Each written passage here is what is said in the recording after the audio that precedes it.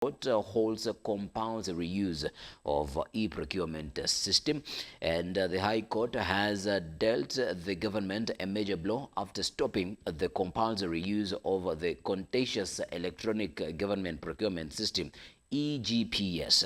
In a ruling on Monday, the court said public entities are free to receive and submit tender documents either electronically or manually as long as they meet the requirements of the Public Procurement and Disposal Act.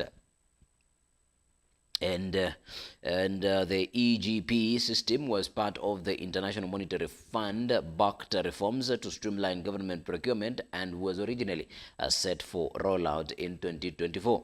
Now, with this year's rollout, Treasury Cabinet Secretary John Mbadi wants all government departments fully integrated into the system this week to ensure the procurement process kicks off on time. However, the initiative has been met with a stiff contention from the National Assembly and the Council of Governors, as many have termed it ill-prepared.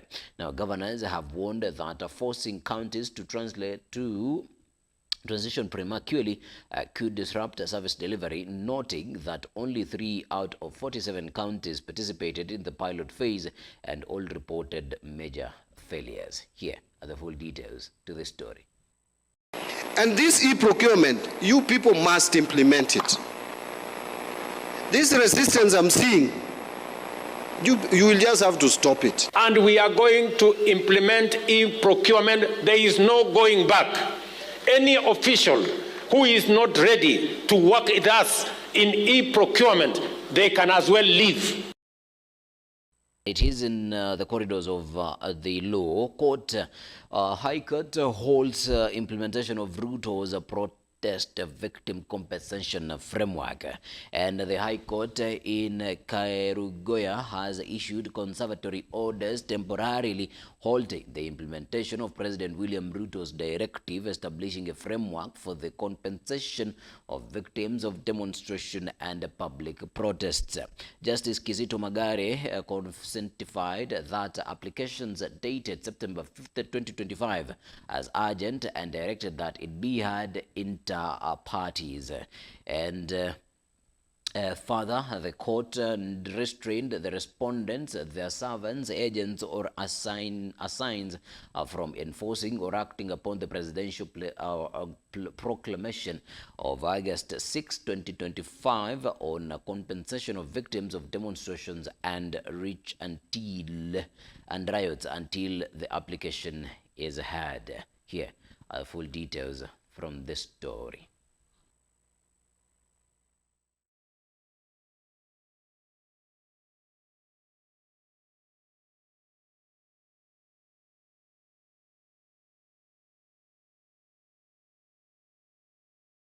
President William Ruto has urged African nations to take the lead in shaping global climate action, saying the continent must act as a driver of solutions rather than a victim.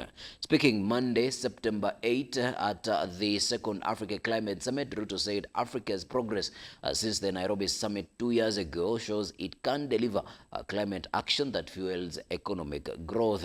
He cited advances in green infrastructure, climate-smart agriculture, landscape restoration, waste management, and technologies such as direct air capture as a proof that Africa innovations are being deployed globally. And Ruto warned that global cooperation is under threat as countries retreat into narrow self-interest transactional partnerships and short-term gains. Here are the full details as President William Ruto spoke in Addis Ababa.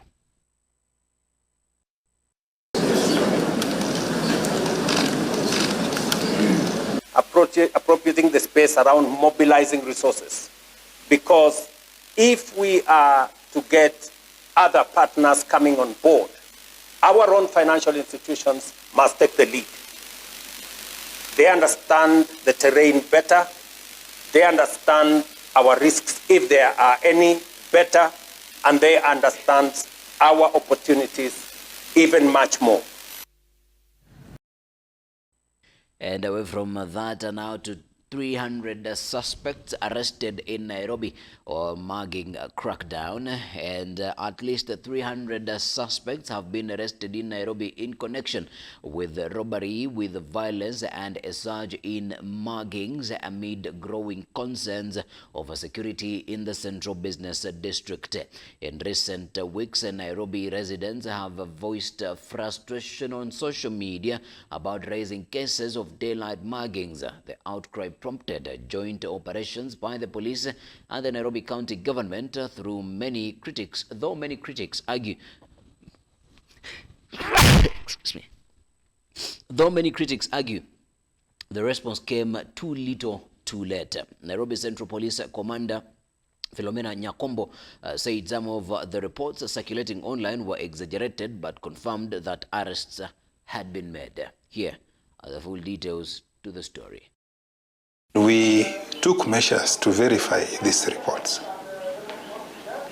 A few reports have turned out to be genuine, although through the social media, this has been exaggerated. Almost 300, of which we have processed. A few cases we have taken to court where suspects were found with knives, concealed weapons, and their process is ongoing through the criminal justice system. We also have a few cases where phones have been snatched and we were able to recover them. Lakini wale ambao wanajiingiza sasa kwa sababu zote zile kuonesha ya kwamba kuna uhalifu ambao umepita mizizi watashindwa. The public, just like we did during the Mulika Mwizi campaign, must be vigilant. There's a toll-free number, 988. You send a message and start with Nairobi and just say, niko hapa Tomboya, nimeona mtu aking'oa. Niko hapa Kenyatta Avenue, nimeona hii. So that we can also assist. As we've said, the investigations are going on who has been infiltrating the power infrastructure. We have suspects. There are areas we've seen. You know, we thought these illegal connections, you know, for a long time are just in the informal settlements. But now in the CBD, you know, in an area like Moi Avenue, somebody has his own control box, supplying other people power, and people are paying. You know, that is criminal. These are the stories that are making headlines in the dailies this morning, and we started off with the Standard, lavish Addis flight. And had President Ruto chosen to fly to Addis Ababa using Kenya Airways, his round-trip ticket would have cost taxpayers just 179,730 Kenyan shillings, even with a delegation of a delegation of 10 aides, the total bill would have remained under 1.8 million. Instead, the president opted once again for a luxurious private jet, the kind typically used by tech billionaires, racking up over 12 million in charter costs for a 4-hour round trip. This comes on the country as the country borrows 3.3 billion Kenyan shillings daily, and the controller of budget raises red flags over rising State House travel expenses at a time when millions of Kenyans are struggling to put food on the table. Such extravagance such extravagance is totally uncalled for. The Daily Standard say that, and they have pictured the lavish private jet that the president traveled with from Nairobi to Addis Ababa. Ruto at 3, despite styling himself as the champion of hustlers and a defender of democratic freedom during his presidential campaigns. 3 years on, Kenya's civic space tells a different story. Human rights actors say freedom of expression has suffered its sharpest decline since the promulgation of the 2010 Constitution. That is a story that you'll find on pages 4 and 5 of the Standard this morning. And also the Financial Standard is in the, as your pullout is also available. Munga's wife sues him bank over Britam shares. All right, Munga's wife sues him and Bank of Britain shares. Get yourself the Standard to get to read about that story. From the Standard now to the Daily Nation. The headlining story: 1 million state workers gobble up half of taxes, and trends of public wage bill and ordinary revenue in Kenyan shillings. That has been a graph has been drawn in the Nation this morning. Now, a hiring spree to meet the demand for more teachers, medics and security officers has pushed the number of government employees past 1 million. The bloated workforce is consuming nearly half of annual tax revenues, with the runaway wage bill leaving little for development. That is a story that you'll find on pages 4 and 5 of the Nation this morning. Now, county employees go without salaries. That is on page 7.